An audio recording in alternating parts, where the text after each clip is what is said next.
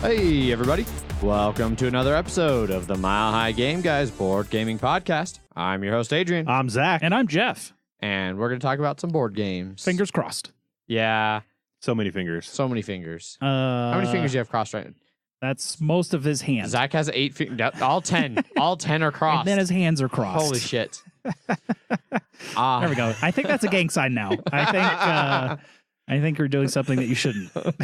I have broken everything now. You do realize that crossing your arms does not count as crossing your fingers. No, but it can't hurt, right? Yeah, crossing your middle fingers at Adrian. There we go. Shrink, shrink. Hey, bub.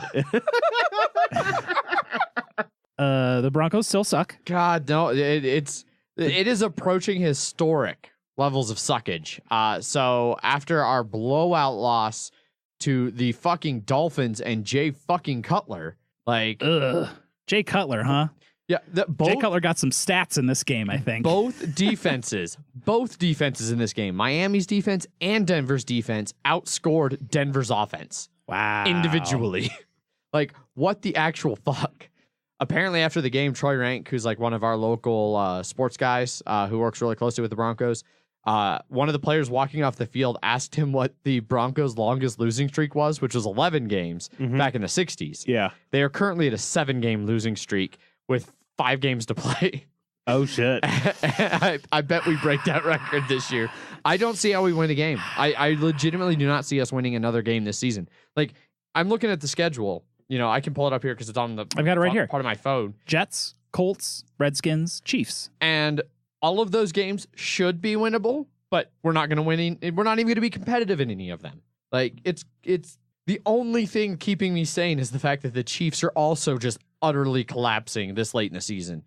But it's a disaster. It's a dumpster fire. I'm usually really against firing head coaches, you know, without giving them like a little bit of time to kind of get in there and get settled. But Vance Joseph just seems like he has no fucking clue what's going on the sideline. Like, I don't understand it. We have great players, and yet we play like absolute dog shit. And the longer this goes on, the higher and higher I'm aiming up that chain of command for who needs to go. You know, I'm starting to not have the in Elway we trust, you know, faith anymore in the Broncos. Good God, I didn't even watch the game, and I'm still. I don't think you've watched the Broncos game in weeks at this point.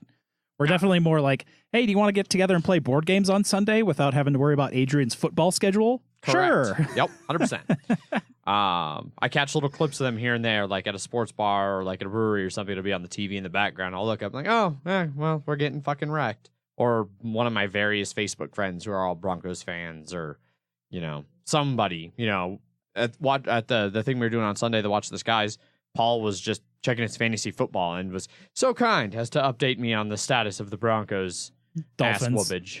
Yeah. So sorry that you had to lose to Jay fucking Cutler. Jay Cutler. Smoking Jay Cutler. Whatever, man. I'd take him at this point. He's better than any of the garbage we have. Don't put that curse on yourself. We had him. He was good for us. He was not good for the Bears. No.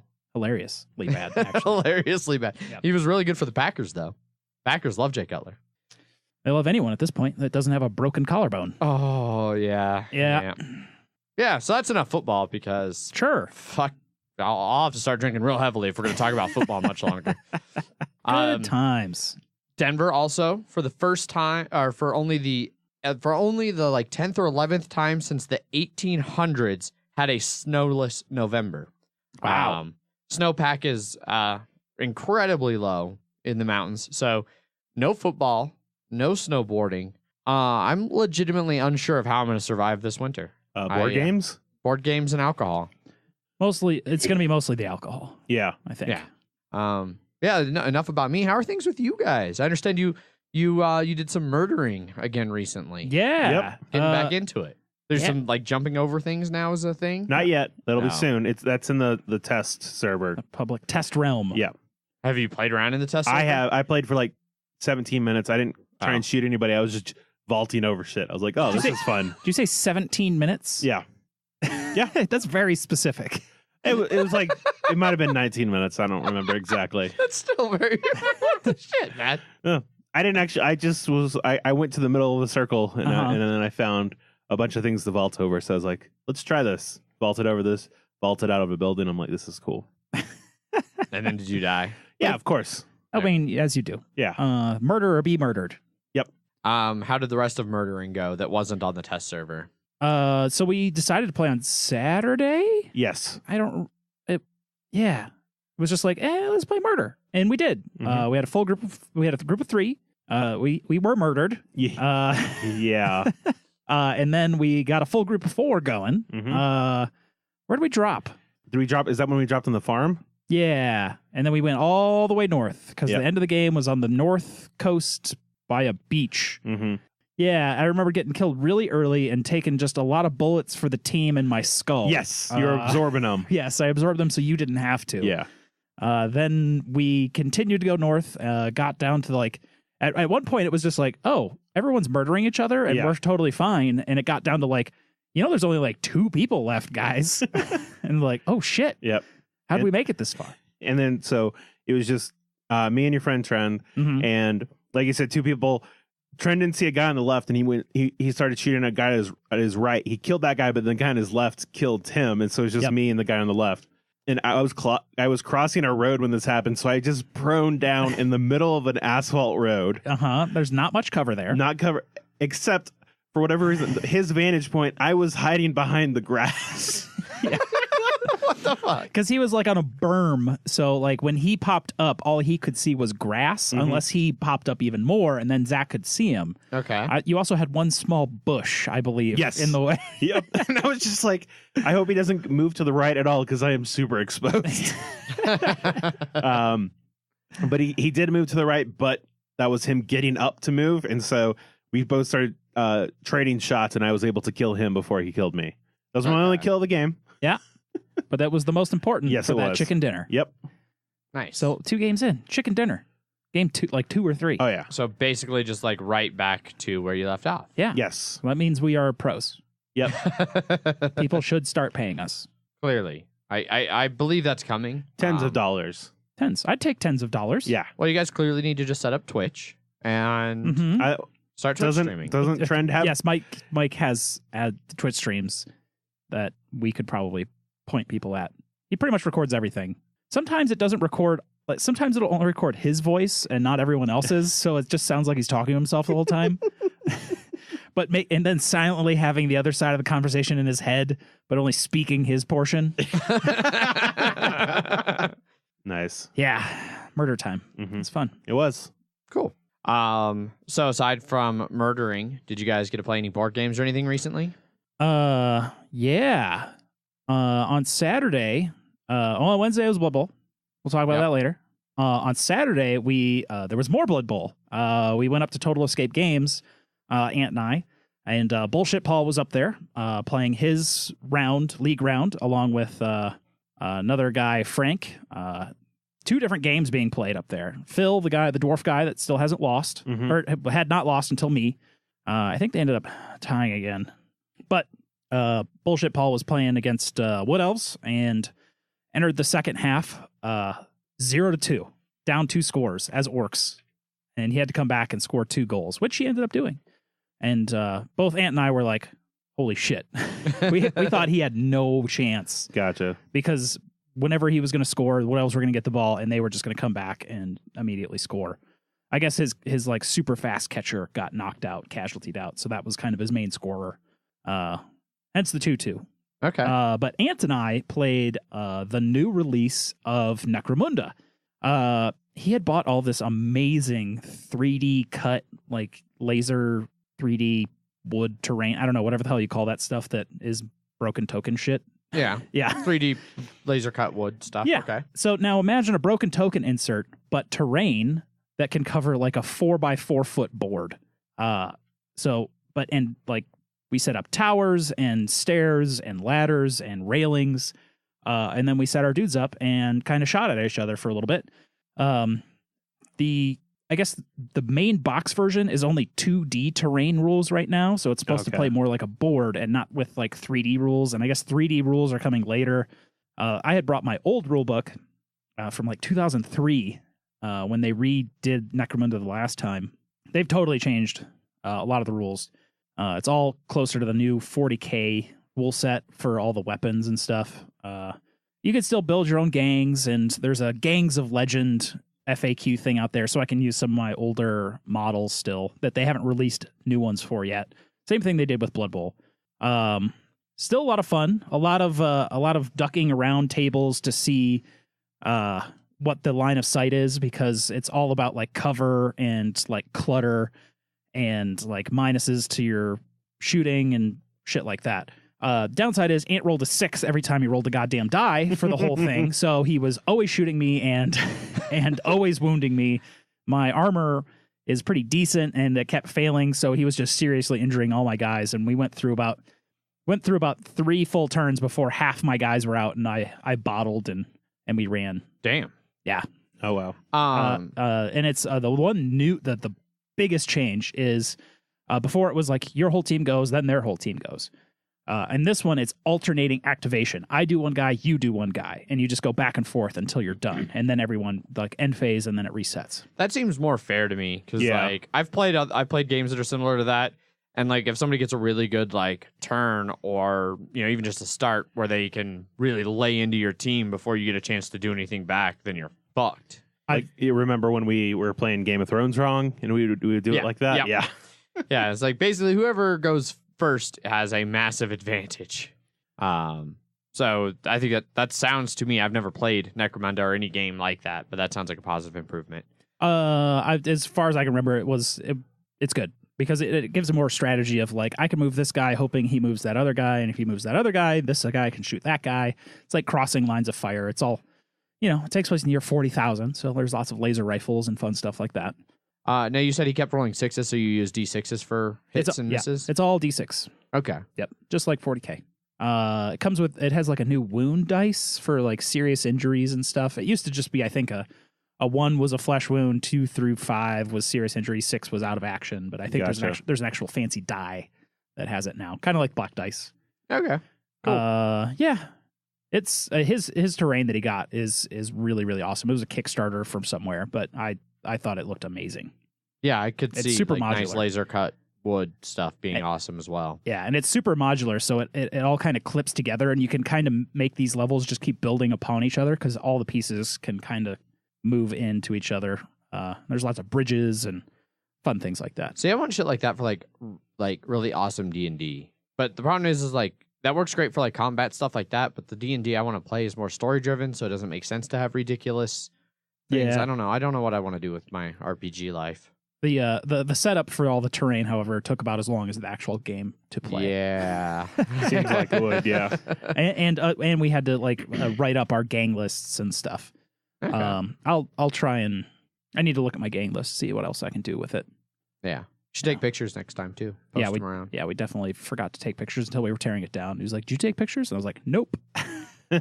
Whoops. Oops a daisy. What about you, Zach? You play any board games or anything? Yes.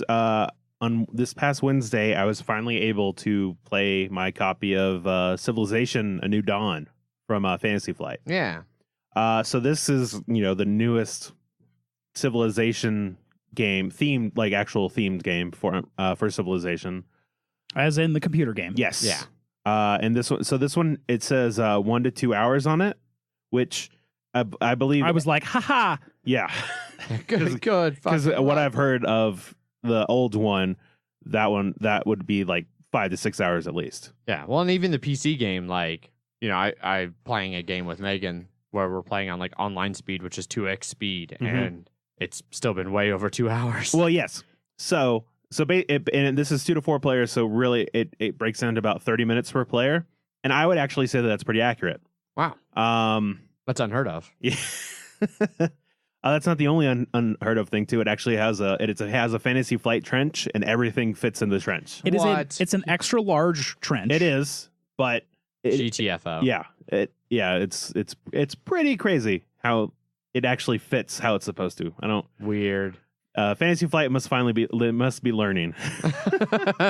We should have realistic times, and the insert should actually be able to fit everything. I'm sure that this will be a one-off scenario, and they'll be back to their old ways soon, where they. Well, if Jeff would have picked up Fallout, then we would have figured out if it was a trend or not. Yeah, we may never know until Paul paid too much for it, and it will be here sooner or later. Yeah. That sounds like a Paul thing. Yeah. But so this one is, I mean, it's a civilization game. I definitely say it's more of area control because they've abstracted a lot of things in order to get that time. Yeah. So everybody's a different nation. The first time I played, I was Cleopatra for Egypt. Okay. And the next one, because I've played it twice. The second time, I don't remember who I was. It was some country that I hadn't heard of. Something of the steppes. I don't know. Tamiris? Maybe, sure. I bet it was Tomiris. Yeah, and so I'll go ahead and say this. I'm not a fan of the computer game. Yeah. Civilization. So I'm sure that one was like, oh, it's this person. I'm like, I don't know who this is. Just one more in the long line of areas where you're wrong, but yeah, I'm okay with that. Because it takes too goddamn long. Like you just said. He did not disagree. Yeah. Well, I don't think it takes too damn long. It takes a long time, but that's what I want in that game. I don't. And especially because the way it's turn-based, like I can do a couple moves and then like watch pay attention to Netflix while the computer's doing their things or other human players doing their things. I like to be more active in the video games that I play. So it depends. I love turn-based. Yeah. Stuff. Anyhow, continue. Anyhow, yes. So basically, this is a modular board. So it comes with a bunch of hex-shaped pieces, but it's like 20 hexes in this like sort of V-ish shape. Okay. That you sort of you mash them all together. They have a variety of terrain. It has water, grasslands, hills, forests, deserts, and then mountains. Sounds like Civilization. Yeah, correct. Right? And so once you combine them all together, it's a major board. Everybody has a capital city that they spread out from, and then there are city states, and then there's resources to gain and stuff like that. But the main thing that this has is it's called the focus bar or focus row, because you have a series of 5 cards that represent your culture actions, military actions, and industry actions, economy actions, and science actions. Okay. So like the culture action allows you to spread out your influence, like in Civilization expanding your borders. They're basically control tokens. Okay. And so this is very big on like area control. All right. And so like culture does that. Science lets you increase your technology. Military lets you fight things because there's like barbarians, but there's also you can fight other people. So the thing is that focus row, it has the numbers 1 through 5 on them. Yeah. They also have the terrain on there. So 1 is grasslands, 5 is the mountains. Oh, because this was the really long track that you Yes. showed us the picture of when you got the game where you're like, this is the most like unique Ziploc bag ever. Yeah, it's the most specific one I've ever seen. And then they responded. Yes. So the bag is literally about 1.5, 2 inches wide and about 13 inches long. It held these 4 focus bars, and that's about it. So I even tweeted out, I was just like, this is the most specific thing I've ever seen. And I like how Fantasy Flight responded with, well, if you ever need to ever need to make sure that some straws or long matches do not get wet, we've got you covered. Yep. So I know a big thing in Civilization is like time, right? Yeah. So this focus bar basically represents their way to get to use time, because on your turn, it's a really simple turn structure. On your turn, you're going to activate one of your cards. You do its action, and then it's the next person's turn. Okay. So say you activate the card on number 4, and that's where the desert is, and you do whatever it says. What's going to happen is when you activate it, you're going to then take it, and then you're going to move it down to slot 1, and everything else shifts up. So like when you want to do the culture action to expand your influence, when you use it, you can add tokens to things that match that terrain number or lower. So if you want to put it on a mountain, you have to do it at 5. So basically, it's like it's going to take a while for you to be able to get that influence on the mountain. So that's why you have to it has to build up in order to let you do it. Okay. And so you could technically keep, if you had a bunch of grasslands that you wanted to spread out to, you could keep doing that one over and over again. You're like, oh, I want to do culture again, to add. But if you needed to actually get on those mountains to get over a mountain range, you're like, I have to spend time in order to build up for it. Okay. And so it actually, like this game, I got a lot of feelings of Scythe when I was playing it. Uh-oh. No, but in a good way. Because Scythe is a very popular game. Yeah, it's mainly about your player board, which in this case is that focus row, and you're trying to get like sort of cascading things where like I activate this and that sets me up to do this thing next turn, and then that'll set me up to do this because it's like you have to sort of plan your turns ahead because you're like I need to get this culture up to 4 so I can spread. So I need to make sure I need to use the other things to let culture build up, and it's like how do I best do that? Okay. And when you advance your tech, you're going to replace those cards. So that culture one, at first, it's just you get 2 culture or you get 2 influence tokens down. Okay. Yeah. Then it's you get 2 and then you can move 1, or you get 2 and then you can add an additional 1, or you can mass media. You can get 1, and then if you're adjacent to somebody else's, you basically get to take you get to turn theirs into yours. Okay. And it ratchets up pretty quickly. Because the game is all about there are going to be 3 cards that come out that are basically objectives. And whenever you meet, like each objective card has 2 objectives on it. As long as you get 1 from each of the cards, you win. Okay. They aren't that hard because it's like build 2 wonders because you can build wonders in this game. That's one of the ways to do it. And it's just based on resources. But it's like if you build 2 of the economic wonders, then you'll be able to take one of them. Or it's you just build all 8 of your cities out, or it's you conquer 2 natural wonders. And I think that's one reason why the game only takes because I played with 3 players twice, and it was about an hour and a half each time, which works out to that 30 minutes per player. Yeah. And I felt I really liked it when I played it. It definitely not only did I get like the Scythe sort of feeling from, but I also a little bit of Splendor too, just in the sense of I really like it when I'm able to match actions up well together. Okay. And I was feeling like it's like, well, if I get this, I'm gonna have exactly enough to be able to do this, which sort of is the worker placement thing. But I don't know, Splendor always felt like that to me. So, and this one was giving me a little bit of that too. Well, considering how you said you crushed at it on Sunday, yes, and how you crush at Splendor, there might be some similarities there. Right. So the first time we played, and this was actually pretty funny. It was on the last turn. Andrew was 1 resource away from getting the final objective for him. I got my 3 objectives, and Kyle got his 3 objectives. And so if everybody does it on the same turn, then it goes to tiebreakers. He won off the second tiebreaker. Oh wow! And it was the first one is just whoever has the most world wonders, and we both had 4. And so it was whoever has the most friendly spaces. He had 16, I had 15. Ouch. Oh geez. Yeah. So like really close game. Yes. So it can be super close, but then also the second time I played, I got my 3rd objective when on the same turn that everybody else got their 1st objective. I see. Now, do you think that was that at all because you had played before and so there was a new player in the game? We did have one new player who is Wes, right? But also on your first game, it gives you a layout, a suggested layout, but the second one or a second one on, you can build your own map. Okay. And you can use either side because all the tiles are double sided. Mm-hmm.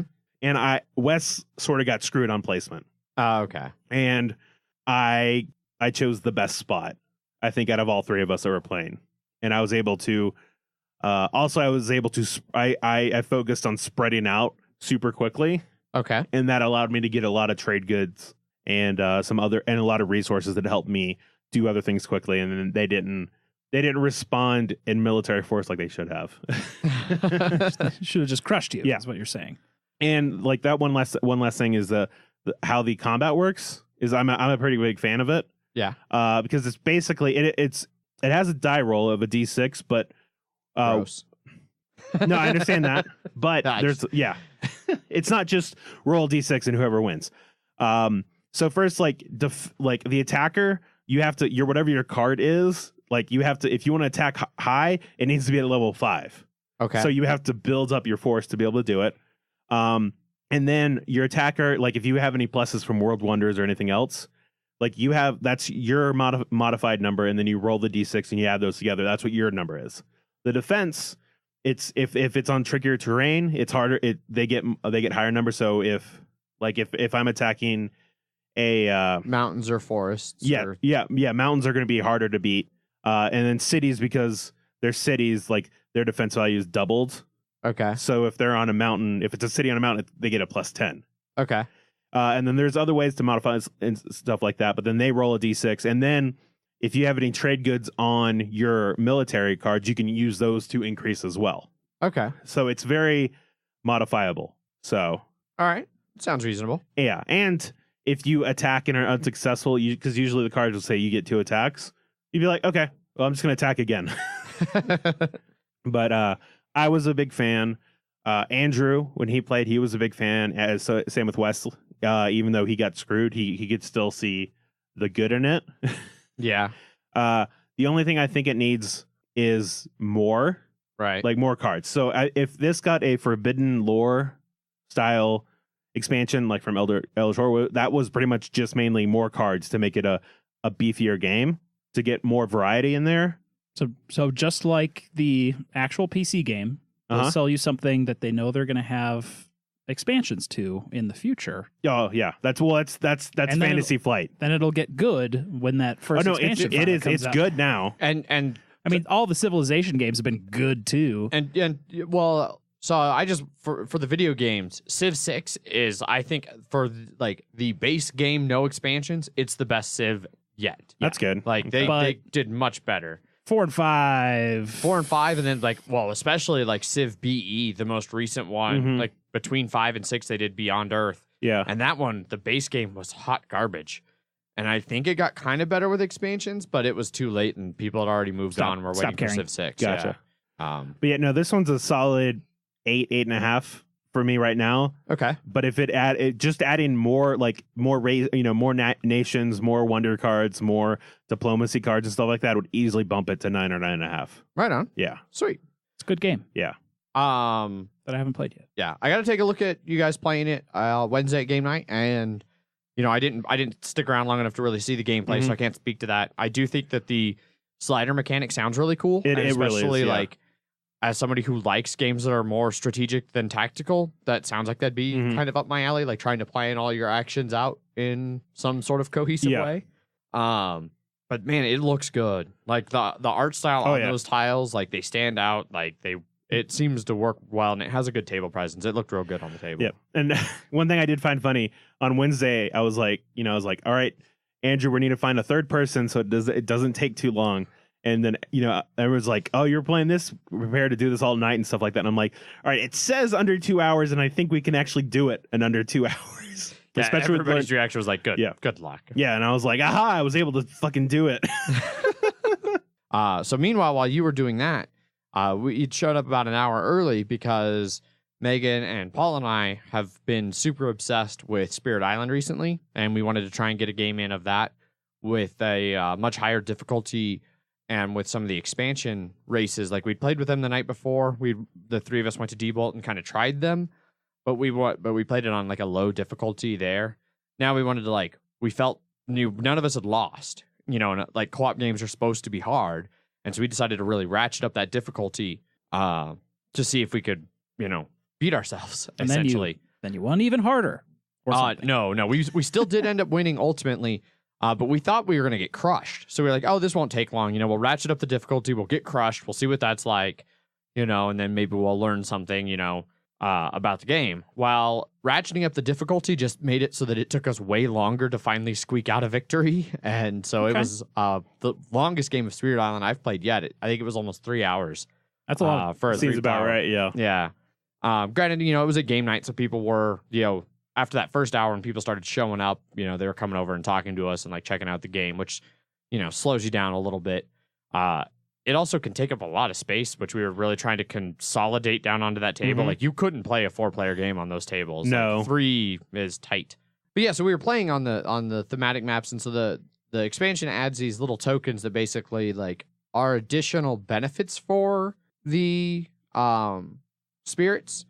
Like the overgrowth one prohibits explorers, the sickness one prohibits building, and then the wild animals can, with certain cards, attack or cause fear for the invaders, which I thought was a really cool mechanic. It does make it easier if you play with those in it than without it, but it's just another thing that adds kind of a little bit of immersion to the idea that, were like spirits of this island, especially depending on the ones you play. Like if you play like the overgrowth spirit that's supposed to be like this forest creature, it makes sense that you can place overgrowth tokens where the terrain just gets so overgrown that explorers can't go there. Yeah, we played with a adversary and a scenario, which both ratchet up the difficulty a little bit. And yeah, it was tough. It was definitely the hardest game of it we've had yet. And there were several times where we thought we were going to lose, and we barely stuck by. I think what you might have been referring to, Jeff, about like we won harder than ever.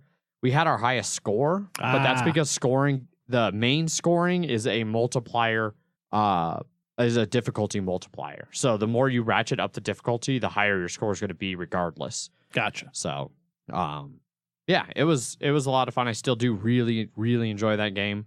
And I still feel like there's a ton there that I haven't even explored. Like I've only played a handful of the spirits. There's multiple adversaries, multiple scenarios, like all different kinds of things you can do to kind of keep that game fresh. And yeah, I'm really enjoying it. I'm looking forward to eventually really getting to dive into it for a review, hopefully sometime in the not too distant future. Well, I still haven't played it at all. I know. Neither so have I said I. not too distant future. Like, got to get you guys going. But Maybe if you play more than 3 people and actually invite us for once. Probably not to the more than 3 people, but definitely yes to the inviting you guys. I think Megan is going to get it for Christmas from her dad, so I'll have a copy, and we can do some games here. Plus, I know Paul's always willing to play too, so we'll start getting you guys some plays. Once again, that sounds like 3 people, so I don't know how me and Jeff. Well, no, so it. I'm saying like Paul's always willing to play, so the 2 of you could play with Paul sometime. Ugh, okay. Or when Megan and I get our copy, one of you can come join us in place of Paul.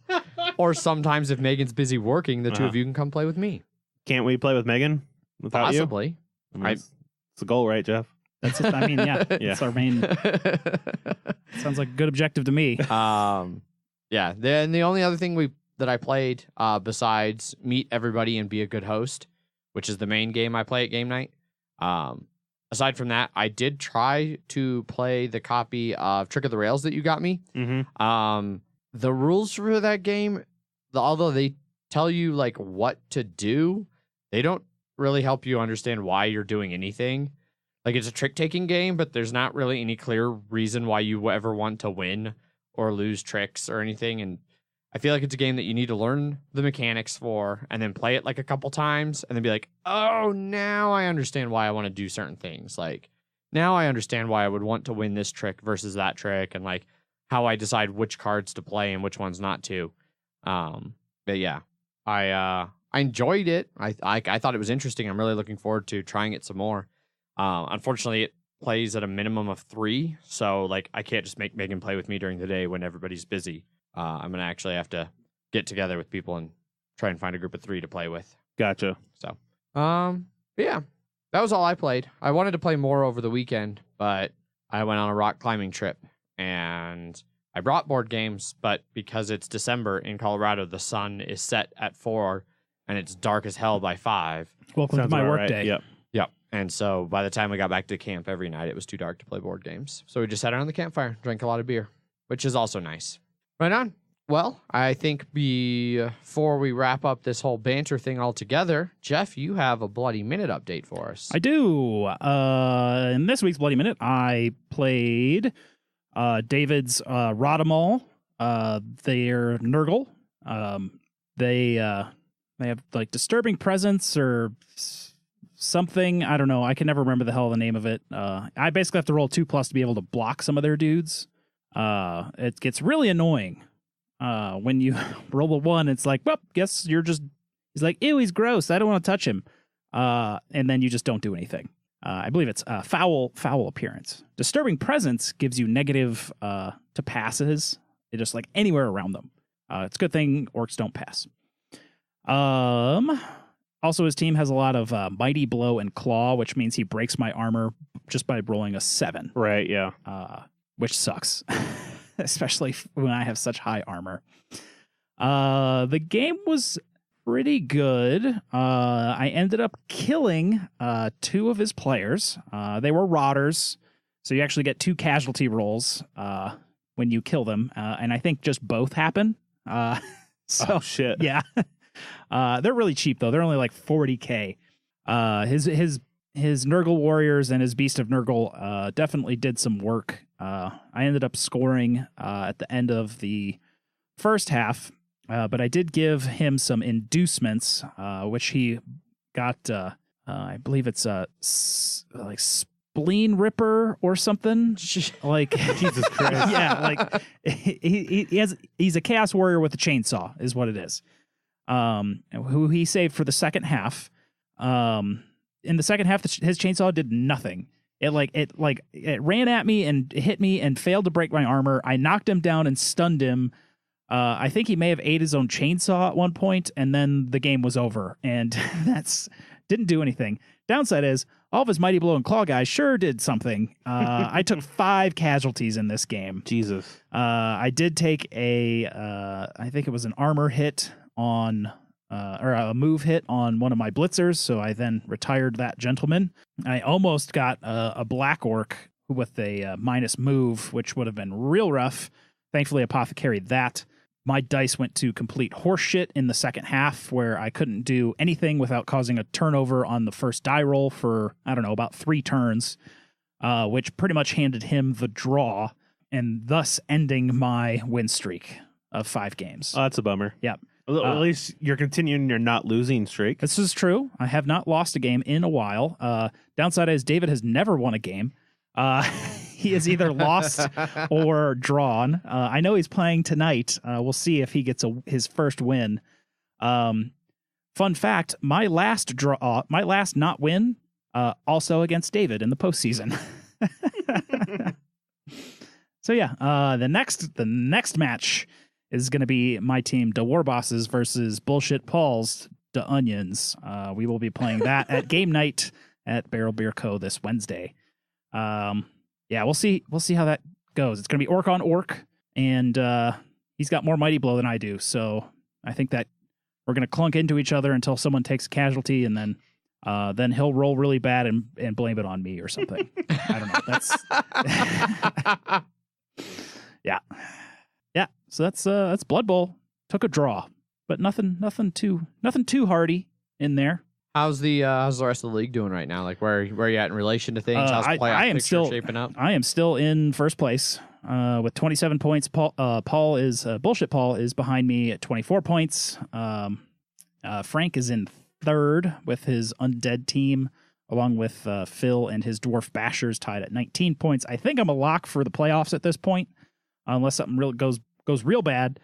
The other league is going well. Ant is got some playoff hopes on some people tying and losing, and his new team might be able to get into the playoffs as well. Right on. Yeah, league's going well. We've got a bunch of new people trying to play in the next season too. So that's cool. We might get up to 26 plus people. Holy shit! Yeah, that's kind of nuts. Yeah, we have a lot of people in this league. Well, guess Ant must be doing something right running it. Yeah. We're excited. This week will be the first week that we're expanding game night, or rather, I'm expanding game night.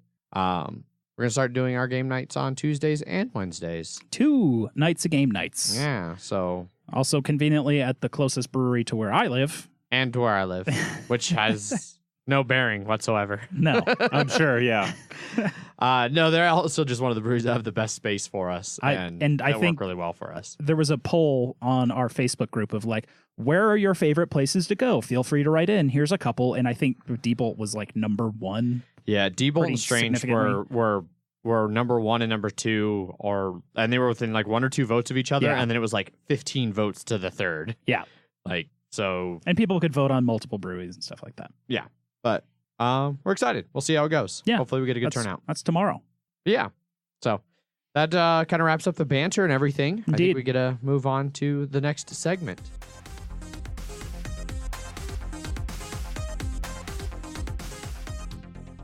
Which is news and Kickstarters. Not much news again this week. Still pretty slow. First up in news, Steve Jackson and CMON have decided to partner up with each other and make some Munchkin board games. I know Zach is going to be lining up. He's going to get his camp chair out and he's going to sit in front of that store until that new Munchkin board game comes out. Which store? The store that you always go to. And you're going to buy it sight unseen. Because that's what you do with Munchkin games, isn't that right, Zach? Sight unseen. Munchkin Board Games. Yeah, Munchkin board games, you just go buy the shit out of them and all of their expansions without ever knowing anything about them. Yep.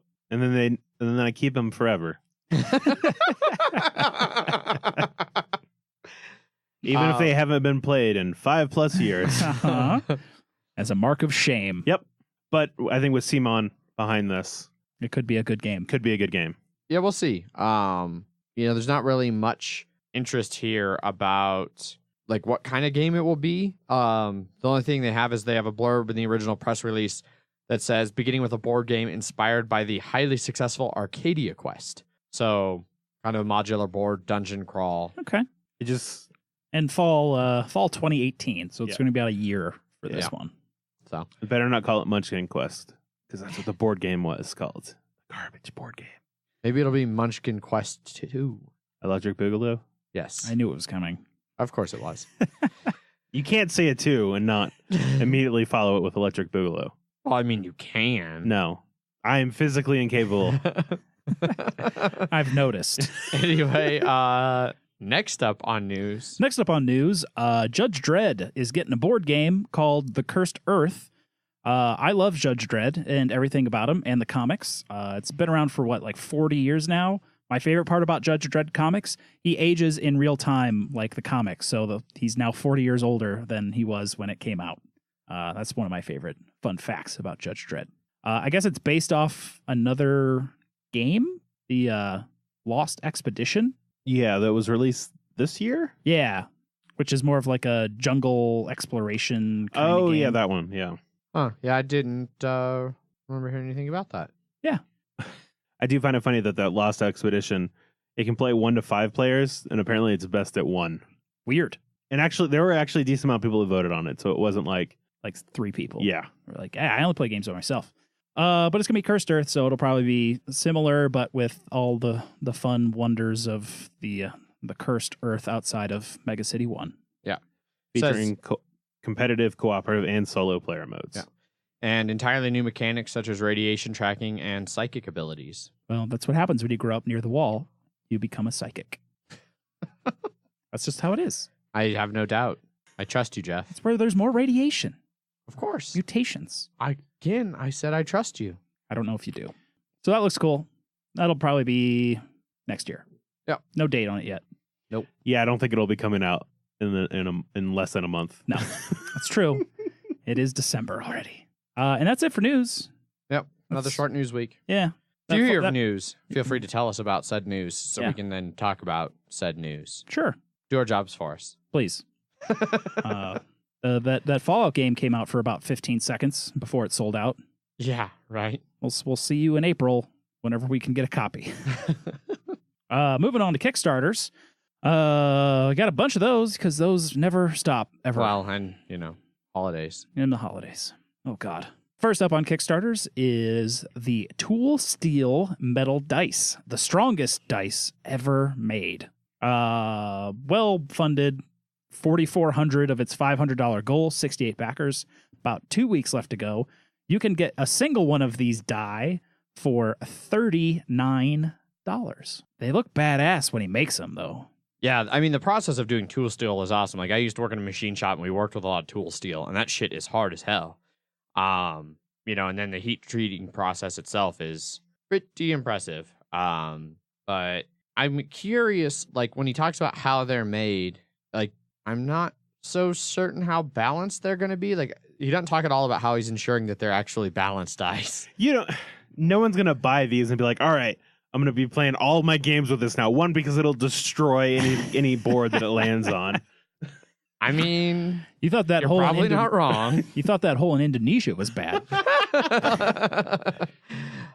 They look pretty cool. They've only got like 3 designs right now, like a regular die, and then they've got one with skulls that have the number in them, and then the other one's like dragons that have the number with them. Jeff, if you get back into Warhammer 40K, just buy like 100 of these. Oh God, I would only ever need like 48 at a time. Okay, then buy 48 of them, Like, and then have a reinforced bucket that you can actually hold them in to be able to drop them. it would only be like a squad of 10 Imperial Guardsmen with las guns, rapid firing. So it like 20 dice. And then most of them would miss. Yeah. Because that's what Imperial Guard does. So no, this is what great is. You take those dice and you just roll them onto your opponents, and that just destroys the miniatures. Just and you're crushes their miniatures. Yep. Pewter miniatures bent. There is a pretty sweet video on here of them using their 2 dice to crush some competitors' other metal die. Which, I mean, I'm a big fan of any video where like things are getting crushed in a hydraulic press. Yeah. But yeah, if you're down to pay a whole lot of money for some tool steel die, go check that out. Indeed. Next up on Kickstarters is Core Space, a sci-fi miniature skirmish game. Well-funded, 144,000 of its $94,000 goal. This one's got over 1,100 backers, but only just more than a week left. You can pledge this one for $61 for the terrain pledge, or $113 for the core set. Or if you want everything of this amazing looking thing, $162 for the Titan pledge. Because holy shit, do you get a lot of stuff in this game. Yeah. So I don't know how much the gameplay itself super interests me. It's big modular board. And each person controls a small team of, I think they call them traders, but they're typical Han Solo space rogue kind of people. Yeah, a starship crew. Yeah. Guns blazing, going through and trying to compete with other crews to complete a mission on these big modular boards. And it does have one kind of interesting mechanic, it seems like. So as you play, you gain more and more attention, which starts having this the board game itself is putting out these alien invader people who are trying to kill all of you. And so you are trying to compete to complete the objective first, but also somewhat working together to fight the bad guys. I don't know. That seems kind of cool. But the main cool thing in this is that modular board and some of their components, because holy shit. You can build some pretty ridiculous spaceship, space station, space planet boards and maps and things with all of their little walls and things that all click together and make some awesome terrain. Yeah, the base board is 600 by 600 millimeters, or 60 by 60 centimeters for everyone else. Or 0.6 by 0.6 meters. Yes. Or Thank you 0.006 Thank you kilometers by. Thank you for bringing your accounting skills to bear on this tricky math problem, Zach. It Yes, because measuring is what an accountant does. Yeah. You surveyed places, right? The player boards seem interesting. It has a weird light pen thing. What? It lights up. Or am I insane? You're insane. All right. I think that's just something to do with the graphic style that they have. Okay. Yeah, no, that's them using a Sharpie to fill in little circles. So all the player cards and your class cards and things, they all fit into this little handheld Oh, the dry erase. That's what it is. case thingy. So the idea is that with these big huge maps, you might need to walk around the table with your character's information. And so it's got slots for the actual character, his class, and then some of his items, and it's got a pegboard for ammo, health, and skill points or something like that. But they seem kind of interesting. I mean, it's a neat little take on that. They apparently you can use a wet erase or a dry erase marker to fill in some of the dots and things on them, especially if you play the campaign, because as you play the campaign, you can actually level up and get access to more skills and things like that for future games.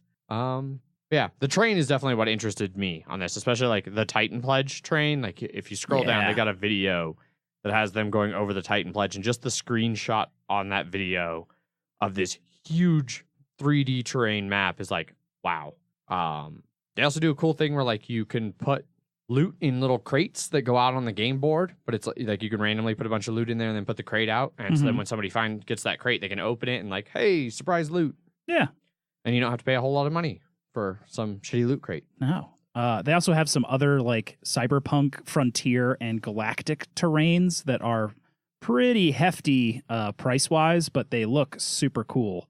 Basically, like, I don't know, take Borderlands 2 and turn them into shit that you can play on. Yeah. And if you jump over to they have a website too where you could look at like some of their old Kickstarters and buy some of that. Like they have a whole terrain set for like fantasy worlds or like post-apocalyptic worlds, and it all looks pretty good. And a lot of stuff on their website's actually pretty reasonably priced, I thought. Yeah. This all looks great. I don't know if the game's good, but Yeah, it looks everything around it looks fantastic. Right. That's Core Space. Take a look, at least, because it looks cool. Yeah, it does. And that is the by the way, so like the group that did that is Battle Systems Ltd, and they've done like 4 previous Kickstarters. Those have all been just terrain. So this is their first time like actually putting a board game into their terrain. So who knows? That's why their terrain's so awesome. Yeah. Next up on Kickstarter is Dragonhyde, leather spellbooks. This one's funded 3,000 of its $1,000 goal, 41 backers, and about 2 weeks left to go. Tons of different pledge levels in this one, depending on what you get, but runs about $35. Yeah. So we figured we'd follow up talking about custom dice and custom terrain you can buy with custom other accessories. So these leather journals, depending on which tier you get, they can do different things. Like the basic one is their little spell book. It's $35. And one of the reasons I want to throw this on here, Jeff, is because like it's got room for like the cards. So like the way we're playing 4th edition up at the condo, Yeah. like you could have one of these and throw all your little action cards in it to be able to flip through your spells and things really quickly and easily, which I think is pretty cool. Yeah. And they look nice. Yeah. They've got some cool etching artwork stuff on the covers and whatnot. The higher tier ones, the adventure journal and the campaign journal, look to just be leather bound, unlined like paper. Which, don't get me wrong, I think those kind of journals are really cool. Like I have one I got at a Renaissance fair like 2 years ago, sitting over on my cabinet that I'm waiting to find a use for. But they don't really do anything else like holding the action cards like that base set. The other cool thing they have is leather book covers that are like etched for the D&D Monster Manual, Player Handbook, and I think the DM Guide, which also look real cool. Gotcha. Well, they have like laser etched. Yeah. My favorite thing from this is actually the $10 reward, the Dice Devil's Trap. Yeah. So basically, it's just it's this wooden box, like the laser cut wood box, and it's basically to hold bad dice. Yeah. But they specifically say that this is not a dungeon or a jail for your dice. However, this is not a dungeon or a jail for your dice. Dungeons and jails seek to punish your dice for its bad deeds. However, when a dice is released from a dungeon, it frequently comes out with a bad attitude and may have even learned a few bad habits from its other inmates. It is more than likely to continue its wayward habits that got it imprisoned in the first place. Instead, they believe that when a die is rolling badly, it's because it's been possessed by a devil, and the devil won't willingly leave the die. So when you think it's possessed, quote unquote, you place it in the cage and then you put the devil's trap on top of it, which is basically just this little etched pentagram looking thing. Yes. And it's supposed to banish the bad mojo rolls out of your exactly. die. I could have used that the last time we were playing D&D where my barbarian didn't hit the final boss even fucking once. Yeah. Fucking Well, garbage. you couldn't hit him for a while, and you tried, and I tried for ages, and I kept switching die and like trying to. you literally motherfuckers. couldn't in the beginning because we had to kill all his dudes first. But yeah, but I mean, even after that, I still couldn't fucking hit him. Well, I didn't hit anything in that final fight. You suck pretty bad anyway. So Shut up. No, I don't. Most kills. You don't even know, Zach. You weren't there. I mean, I have a gut feeling. yeah. Fuck you. But yeah, That so bad attitude. if you're looking for some cool leather journals, book covers, or a dice trap for your D&D or other role-playing game stuff, Yep. go ahead and take a look at that. Dragonhyde. And I mean, I will say that if you have a bad metal dice, a bad metal die, you can buy 2 of those tool ones, And just crush it. crush them, and just destroy that die. So Correct. Next up on Kickstarter is the Wilson Wolfe Affair. Well-funded, $103,000 of its $33,000 goal, 431 backers, and about 2 weeks left to go. You can pledge this one for about $79. This game looks incredible. I guess the whole hook of this is you have a Pepe Sylvia sort of situation where you just have all of this stuff. It all looks like memorabilia from a like 1920s and 30s era cartoonist, and it's just sort of all this memorabilia. But the whole thing about this game is like every single one of these pieces of this memorabilia is all part of like a huge puzzle, and the base pledge comes with I think 30-ish puzzles, and then the higher pledge levels get you more puzzles and stuff like that. Yeah, it's like 20 puzzles, 35, and 50 for the $189 pledge. But all of this stuff seems super detailed, and the amount of effort that someone had to make this thing is fucking bananas. Right? Like, there's even a puzzle that they show a little gif of here where you have to hold a lighter up to, it must be like a heat-sensitive page or poster to see the heat secret like message hidden behind it. So don't light that on fire. But it comes with like a 3D viewfinder, and they give a couple like examples of puzzles and stuff where you're finding like fingerprints on certain pages that match others, and trying to find like the picture that they were holding, and then the newspaper clipping that has that picture on it, and there's black lights, and there's like an actual puzzle that gets put in there where you have to put puzzle pieces together. And... Yeah. Seems like you'll be sort of kind of destroying this game as you play it, marking on it. Yeah.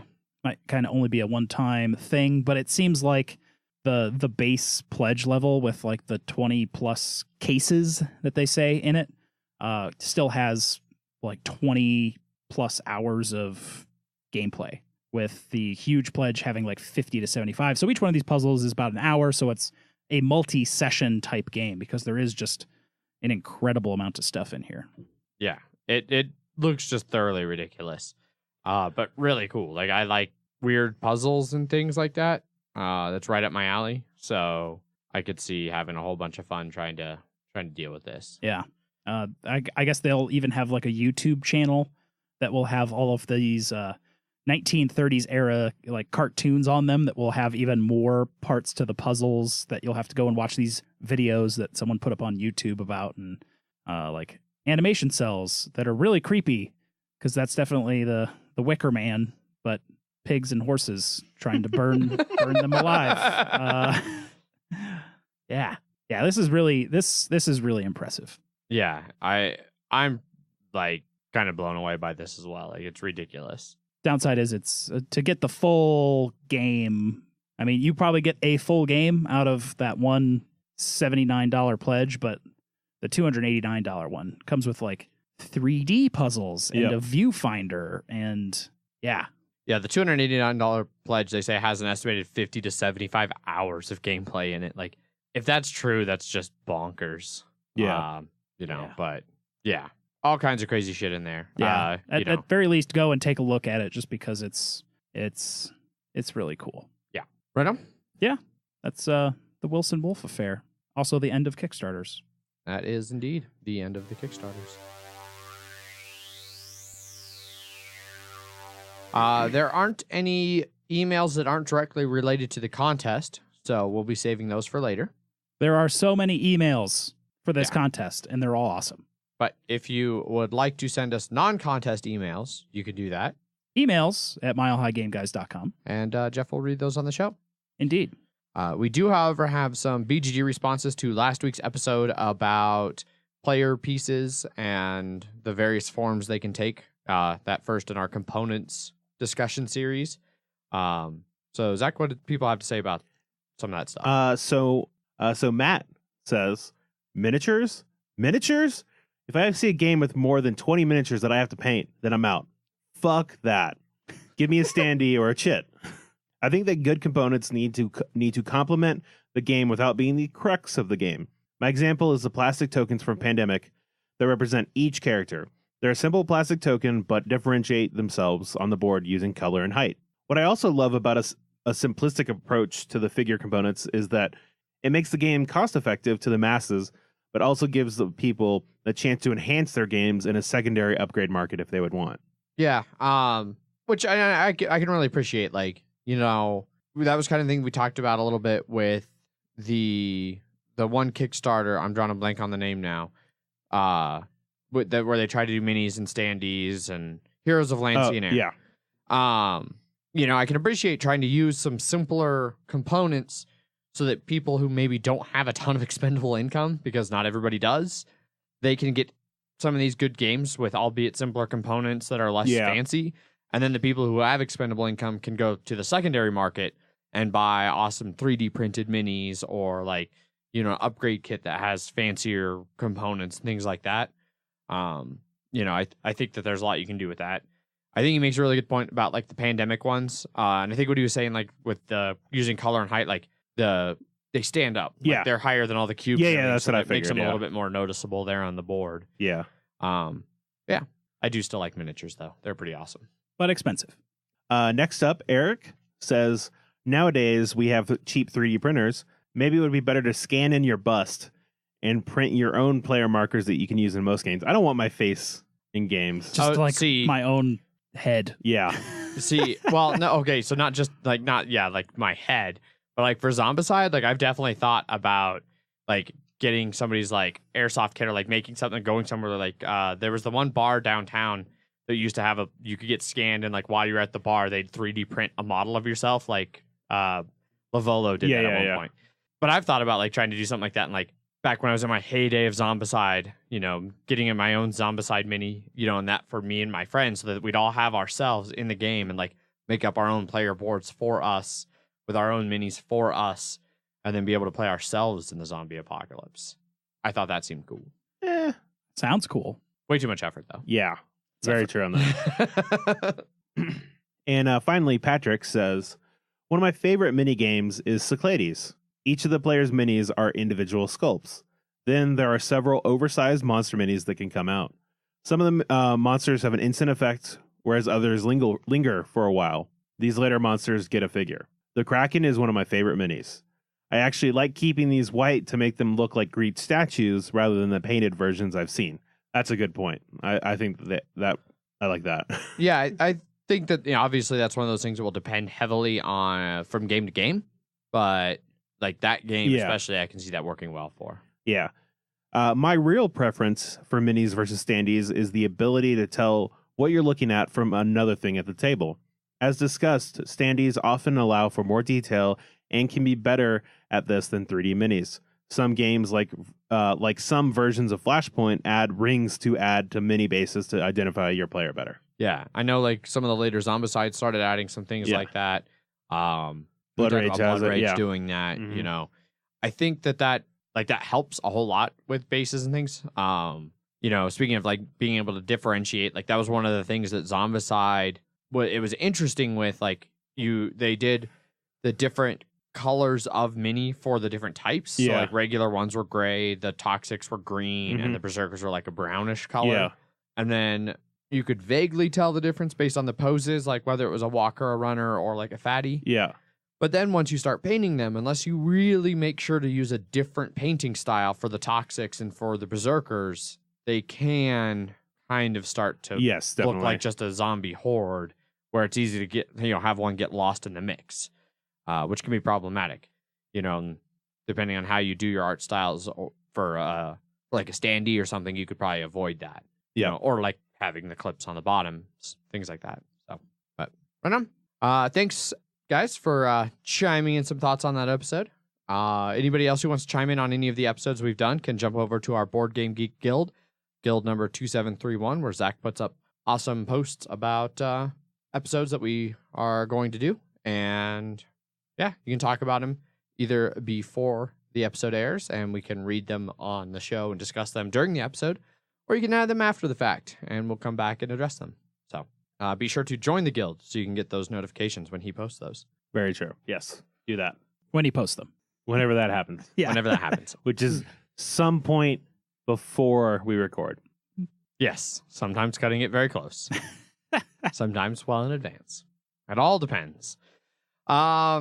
Otherwise, you can get a hold of us besides our emails and BGG. You can find us on Twitter. I tweet under @MHGameGuys. I am Zach_MHGG. And I'm Jeff_MHGG. We also have a Facebook page and Instagram /Mile High Game Guys.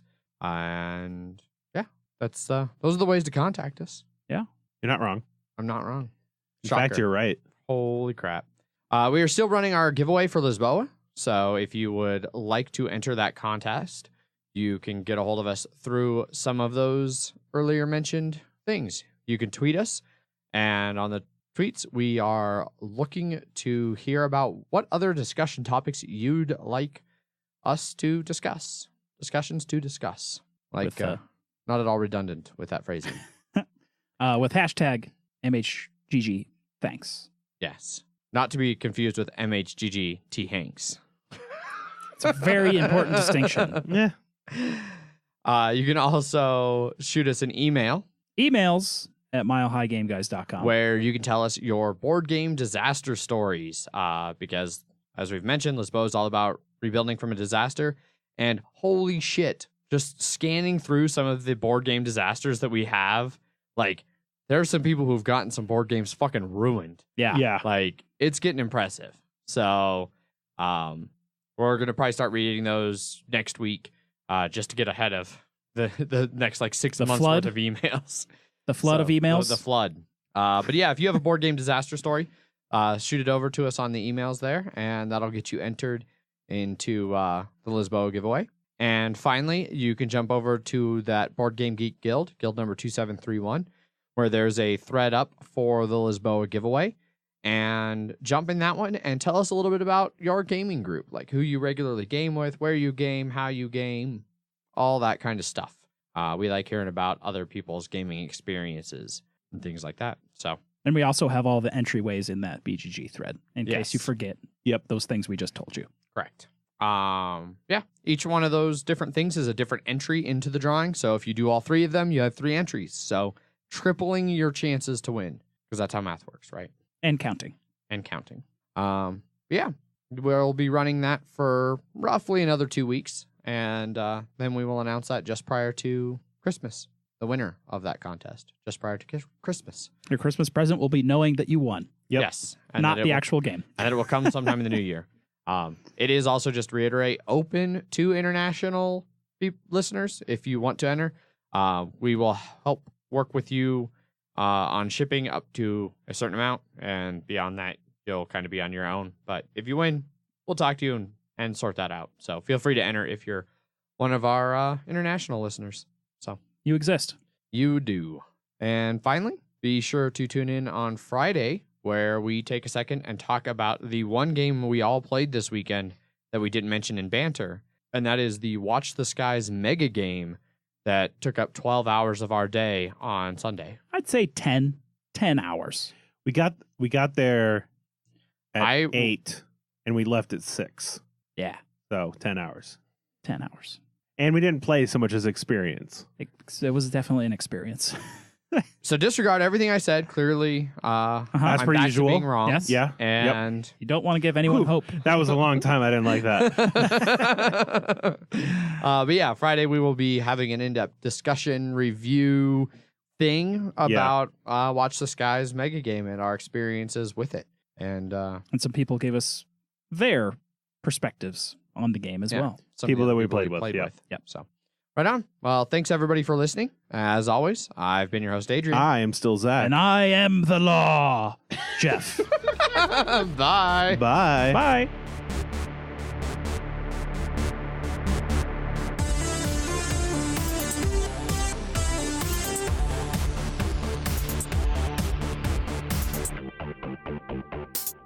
Next up on Kickstarters is the Wilson Wolfe Affair. Not going to say the first part of that? I can only assume that's just the name of the publisher or something that doesn't Okay. need to be part of the title. That's what you hope. Yep. Fingers crossed. I think you just don't want to say that word. Simulacra? I probably would have said simulacra. Simulacra games. Yeah. Anyway. Punchboard Media, where we all Bring something to the table. pull up a chair At punchboardmedia.com.